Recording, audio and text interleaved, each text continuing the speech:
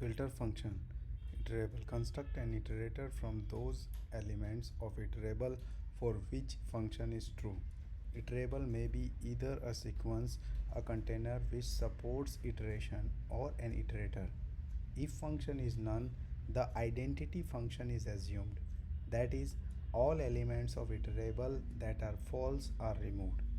Note that filter function iterable is equivalent to the generator expression item for item in iterable if function item. If function is not none, and item for item in iterable if item if function is none.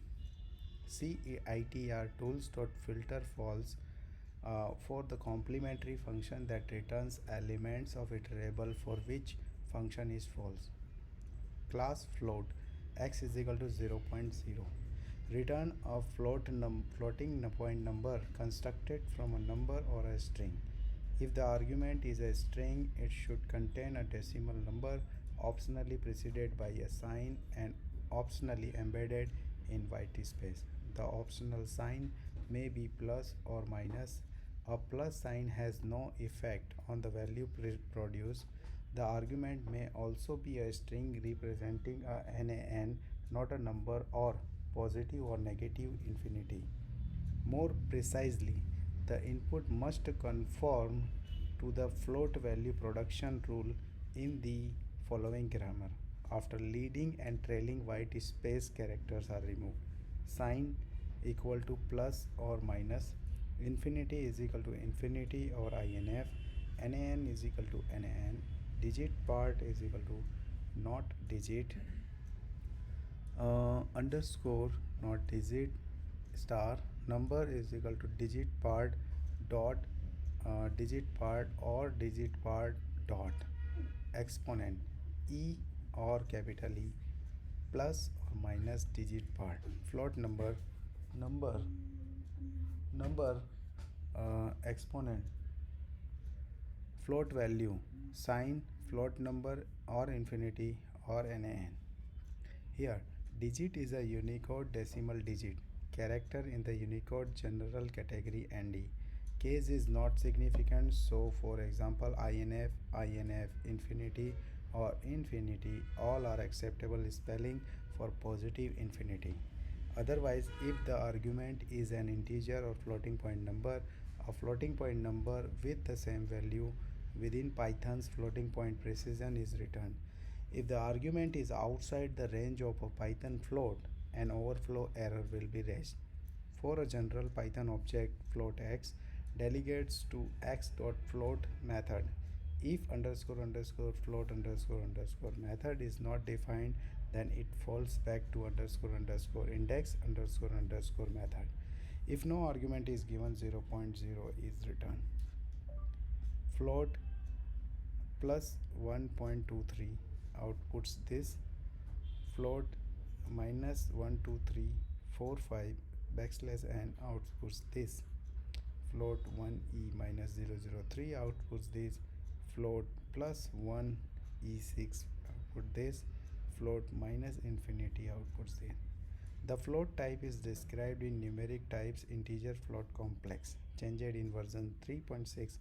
Grouping digits with underscores as in code literals is allowed, changed in version 3.7. X is now positional only parameter. Changed in version 3.8 falls back to underscore underscore index underscore underscore method if underscore underscore float underscore underscore is not defined. Format value format space is equal to this. Convert a value to a formatted representation as controlled by format spec. The interpretation of format spec will depend on the type of value argument. However, there is a standard formatting syntax that is used by most built-in types.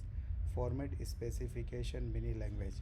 The default format spec is an empty string which usually gives the same effect as calling str value. A call to format value format spec is translated to type value dot format value format spec, which bypasses the instance dictionary when searching for the values format method. A type error exception is raised if the Method search reaches object and the format spec is non-empty, or if either the format spec or the return value are not string. Changed in version 3.4, object.format spec raises type error if format spec is not an empty string. Class frozen set iterable is equal to set.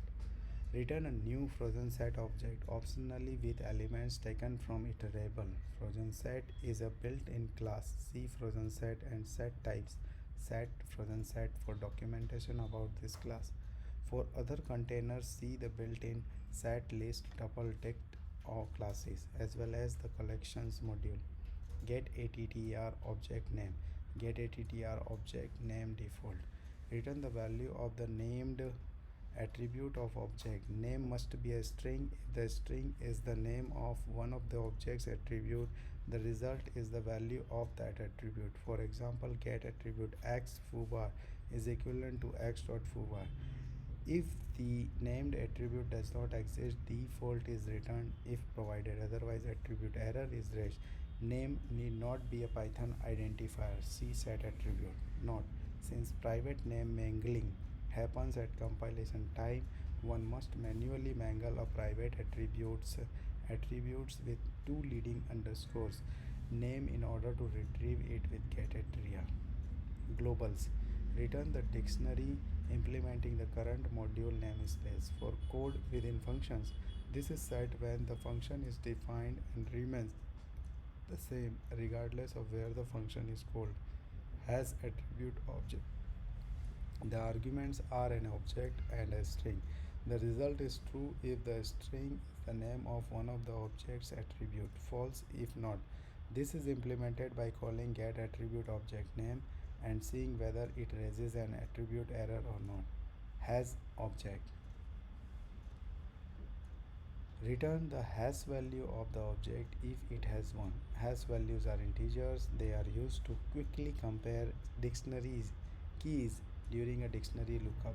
Numeric values that compare equal have the same hash value even if they are of different types, as is the case for 1 and 1.0. Note: for objects with custom hash methods, note that hash truncates the return value based on the bit width of the host machine. Help help request. Invoke the built-in help system. This function is intended for interactive use. If no argument is given, the interactive help system starts on the interpreter console. If the argument is a string, then the string is looked up as the name of the module, function, class, method, keyword, or documentation topic, and a help page is printed on the console. If the argument is any other kind of object, a help page on the object is generated.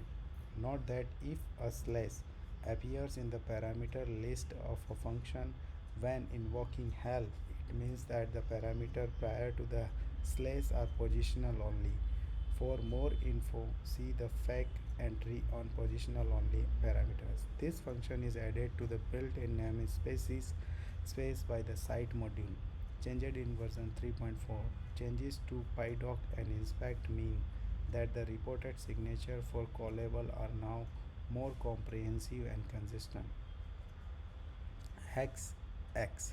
Convert an integer number to a lowercase hexadecimal string prefixed with 0x. If x is not a Python integer object, it has to define index method that returns an integer. Some example: hex255 0xff hex minus 42 minus 0x2a. If you want to convert an integer number to an uppercase or lowercase hexadecimal string with prefix or not, you can use either of the following ways. Percentage has x, percentage 255 0xff, percentage x modulo 255ff, percentage x this. So let me run this and check.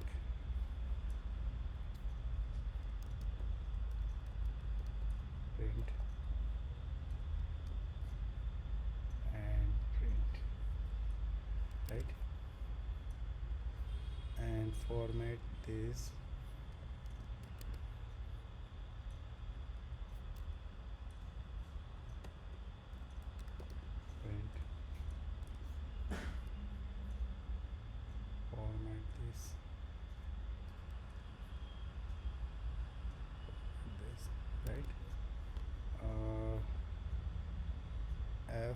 notation.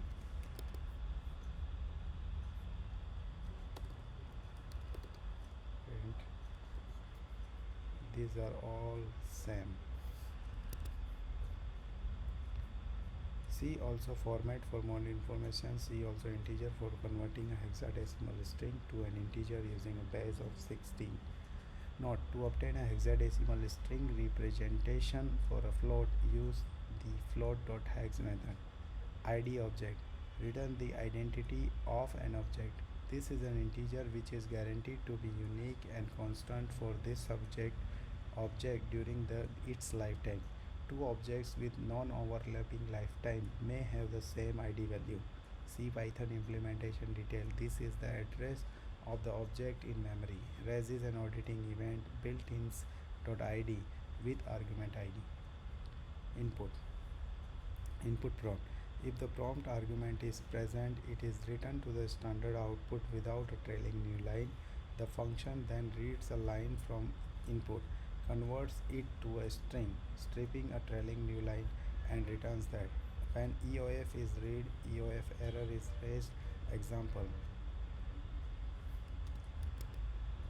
For example, if I use input function like this, and if I run it, it will prompt for input, and if I enter my name is Panchdev, so it will process it.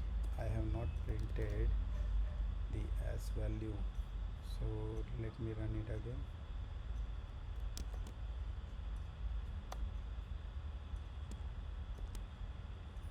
I am Panchdev, right?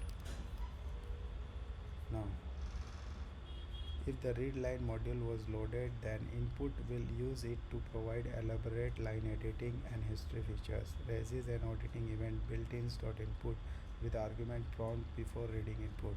Res is an auditing event built-ins.input/result with the result after it successfully loaded. Thank you.